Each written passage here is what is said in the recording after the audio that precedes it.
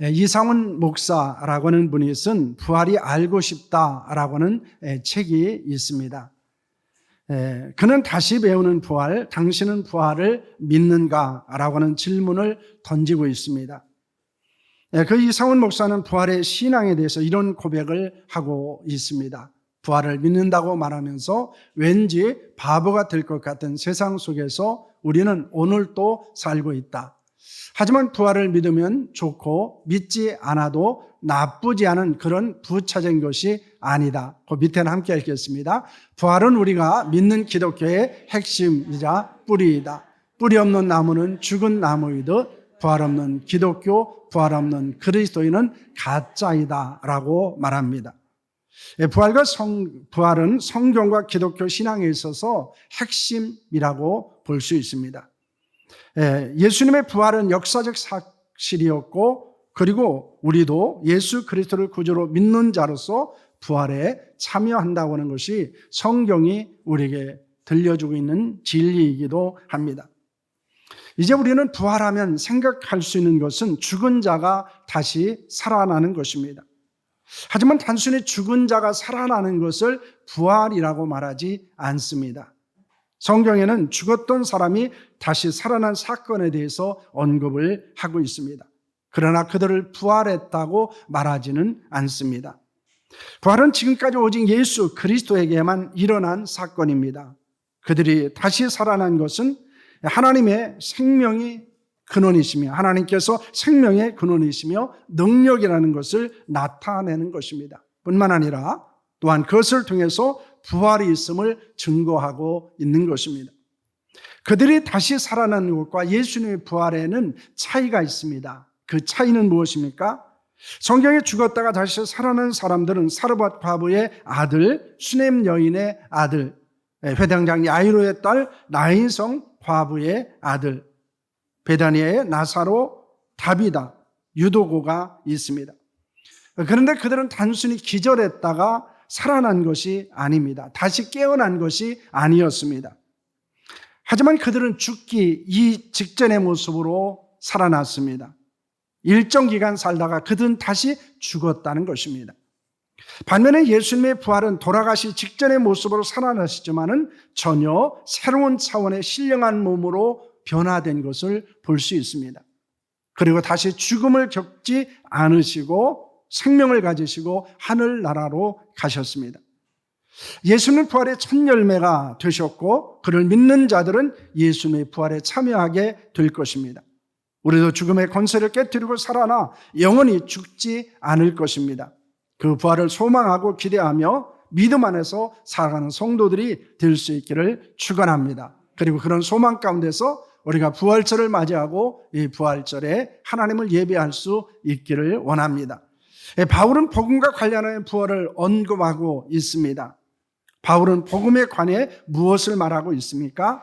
1절 말씀입니다. 함께합니다. 형제들아, 내가 너에게 전한 복음을 너에게 알게 하노니 이는 너희가 받은 것이요 또 그 가운데 선 것이다 라고 하는 말씀을 하고 있습니다. 바울은 복음을 전했습니다.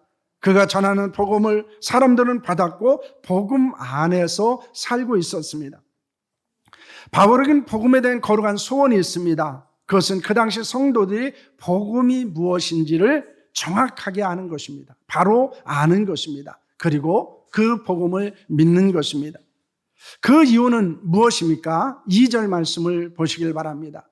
함께합니다. 너희가 만일 내가 전한 그 말을 굳게 지키고 헛되이 믿지 아니하였으면 그로 말미암아 구원을 받으리라고 말씀하고 있습니다.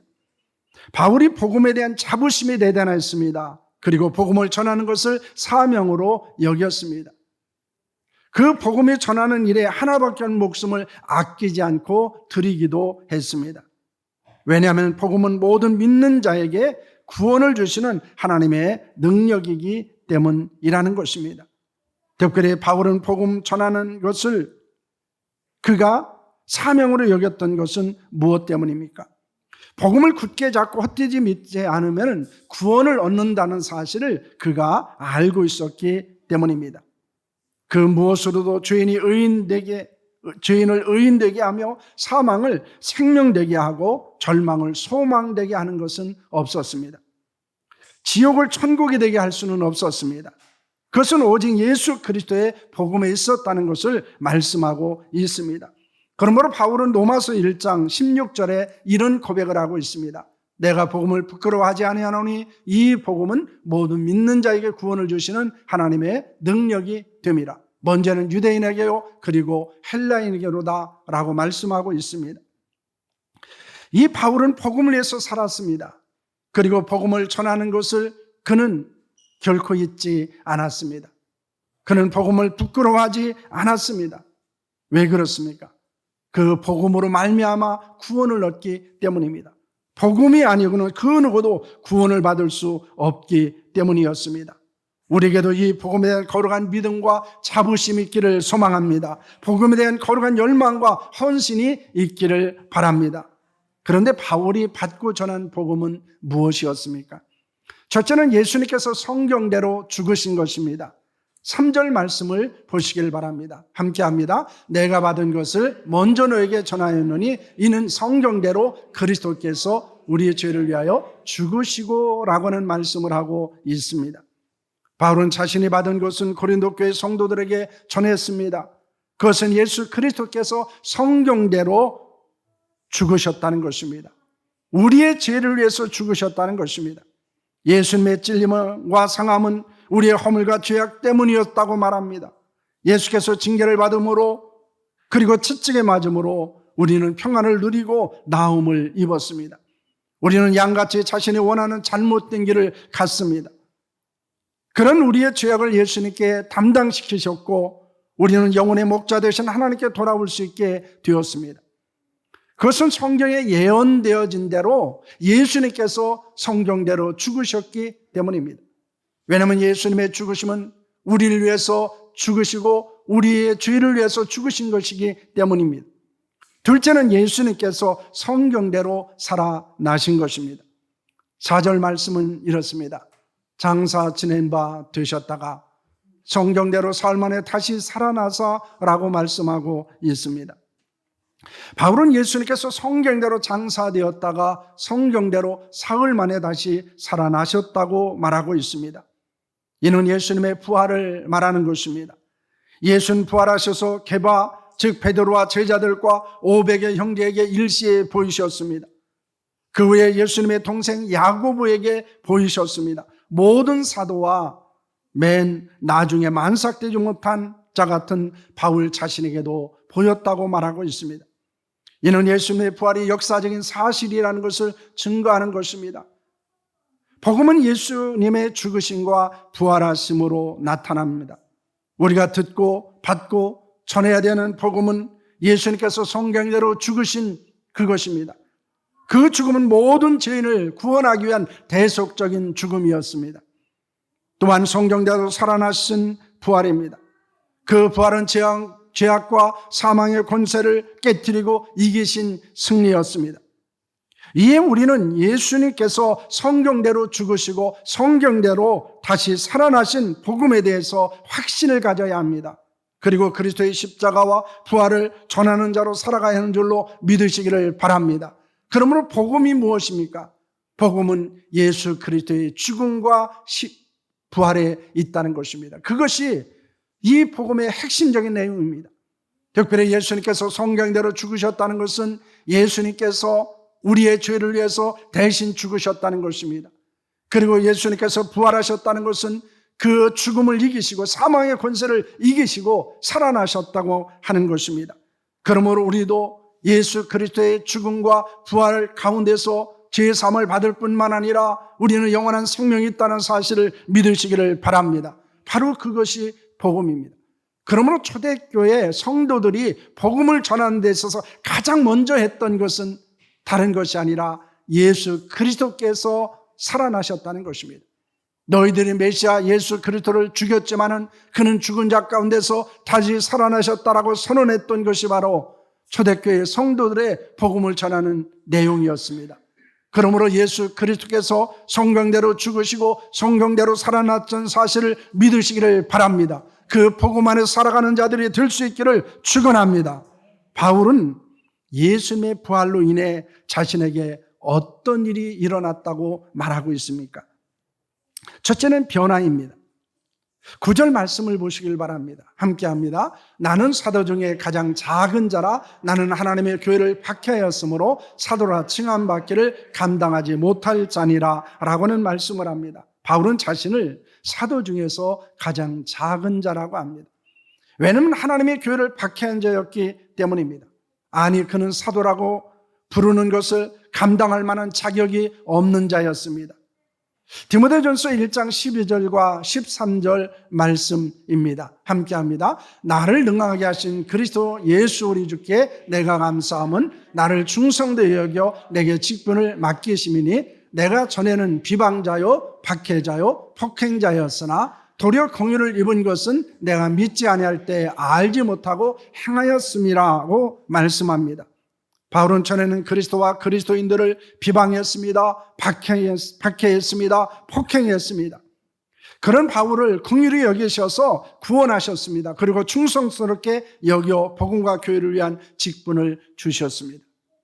바울이 거룩한 변화는 언제 일어나게 되었습니까? 사도행전 9장 5절과 6절 말씀입니다. 대답하되 주여 누구시오니까 이르시되 나는 내가 박해하는 예수라. 너는 일어나 시내로 들어가라. 내가 행할 것을 내게 이를 자가 있느니라 하시니 라고는 말씀을 합니다. 여러분, 이 말씀의 배경은 무엇입니까? 바울이 그리스도인들을 잡아 죽이기 위해서 다메섹으로 가는 길에 예수를 만나게 됩니다. 그로 인해서 비방자요 폭행자요 박해자였던 바울이 충성스러운 일꾼이 되고 복음 전도자로 변화되었다는 것입니다. 부활하신 예수님을 만나는 자에게 거룩한 변화가 있습니다. 그러므로 우리도 부활하신 예수님에서 놀라운 변화를 경험할 수 있는 것입니다. 전에는 예수 그리스도를 박해하는 자였지만 이제는 예수 그리스도를 전파하는 자가 바울이었습니다. 마찬가지입니다. 우리에게도 놀라운 변화의 역사가 일어납니다. 여러분, 그것은 무엇에 있습니까? 여러분, 죄인이었던 자가 의인이 되는 일, 마귀의 종이 하나님의 자녀가 되는 일, 지옥 백성이 천국 백성이 되는 일, 영원한 사망을 받을 자가 영원한 생명을 얻는 역사는 무엇에 있습니까? 누구에게 있습니까? 그것은 바로 예수 그리스도를 믿는 데 있습니다. 특별히 부활하신 예수님에 인해서 놀라운 변화가 일어난다는 사실을 우리에게 말씀하고 있는 것입니다. 여러분, 우리가 믿는 예수 그리스도를 믿는다고 말했을 때 그분은 단순히 2000년 전에 유대인으로 오르신 그분이 아닙니다. 그분은 성경대로 죽으셨다, 성경대로 살아나신 분입니다. 특별히 부활하신 예수 그리스도를 우리는 믿고 있다는 사실을 고백해야 합니다. 예수님 인해서 일어난 놀라운 변화를 생각하고 감사하며 살아가는 자들이 될 수 있기를 바랍니다. 여러분, 얼마나 많은 사람들이 부활하신 예수 그리스도를 만나고 부활하신 예수 그리스도를 믿고 그의 인생이 변화되었는지 모릅니다. 쓸모없는 인생을 살던 사람들이 유익한 인생을 살게 되었습니다. 때로는 죄악을 행하는 자가 선을 행하는 자가 되었습니다. 때로는 무익하던 자가 유익한 자로 변화되어진 역사들이 일어났습니다. 여러분, 부활하신 예수님을 믿는 곳에는 거룩한 변화, 놀라운 변화가 있다는 사실을 믿으시기를 바랍니다. 둘째는 수고입니다. 10절 말씀입니다. 함께합니다. 그러나 내가 나 된 것은 하나님의 은혜로 된 것이니 그의 은혜가 헛되지 아니하여 내가 모든 사도보다 더 많이 수고하였으나 내가 한 것이 아니요 오직 나와 함께 하신 하나님의 은혜로라고 말합니다. 사울은 부활하신 예수 그리스도로 말미암아 바울이 되었습니다. 사울은 그가 사울로 살 때는 예수 그리스도를 믿는 자들을 핍박했습니다. 박해했습니다. 그리고 폭행했습니다. 그것은 그의 인생에 있어서 하나님 앞에서 온전하게 살아가는 것이 아니었습니다. 그런 그가 부활하신 예수님에 인해서 하나님 앞에서 온전한 삶을 살게 되었습니다. 그것은 하나님의 은혜로 된 것입니다. 바울에게 베풀어 주신 하나님의 은혜는 헛되지 않았습니다. 그래서 바울은 사도들 가운데 누구보다 더 열심히 수고했습니다. 하나님의 은혜는 부활하신 예수 그리스도를 통해서 바울에게 부어진 것입니다. 우리가 놀라운 변화를 경험하고 복음과 교회를 해서 수고할 수 있었던 것도 역시 하나님의 은혜가 부활하신 예수 그리스도를 통해서 우리에게 부어졌기 때문입니다. 우리는 그 은혜를 받은 자들입니다. 바울의 수고는 무엇이었습니까? 그는 어떻게 수고를 했습니까?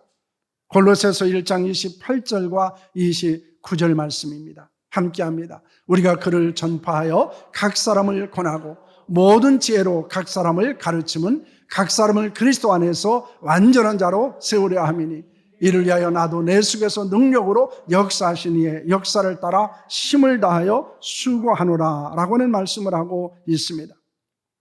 바울은 예수님을 전파했습니다. 각 사람을 권면했습니다. 모든 지혜로 가르쳤습니다.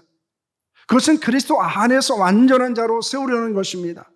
그것을 위해서 바울 속에서 힘있게 일하시는 예수님의 능력으로 최선을 다해서 수고했습니다.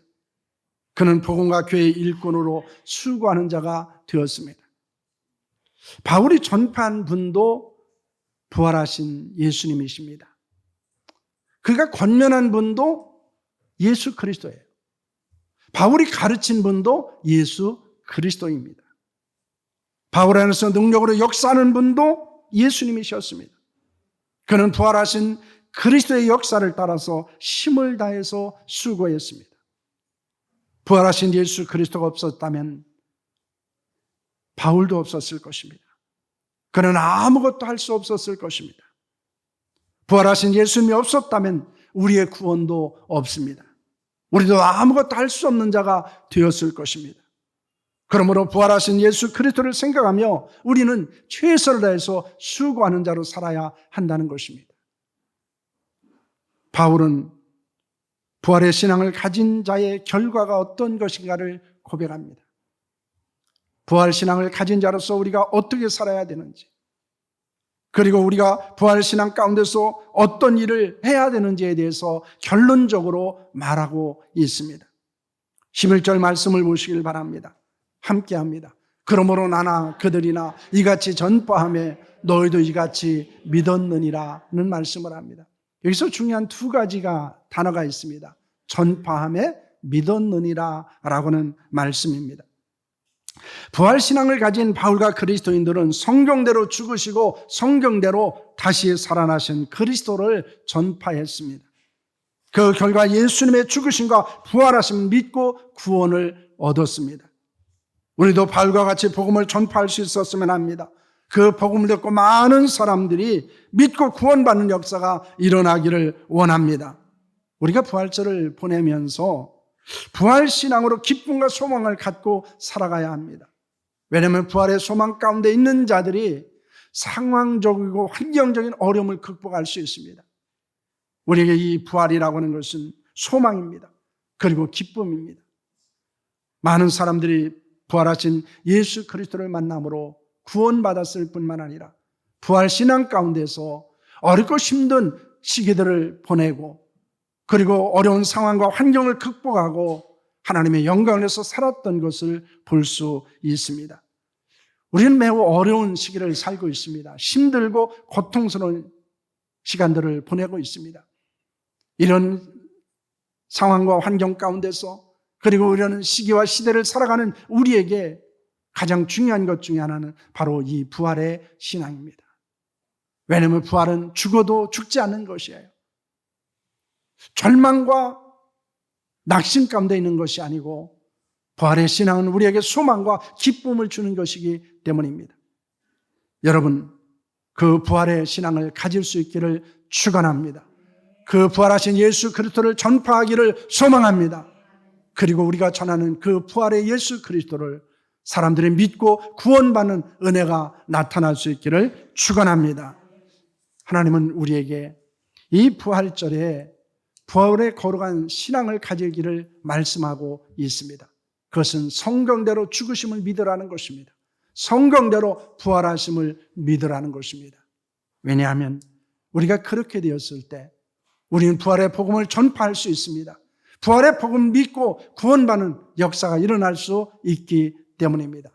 우리가 부활의 신앙으로 기쁨과 소망 가운데서 날마다 승리하는 자로 살아갈 수 있기를 축원합니다.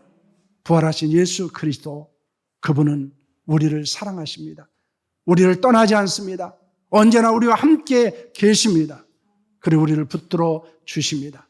지금도 살아 역사하시는 부활하신 예수 그리스도를 믿고 그 부활의 신앙 가운데서 날마다 승리하는 자로 살아갈 수 있기를 축원합니다. 기도하겠습니다.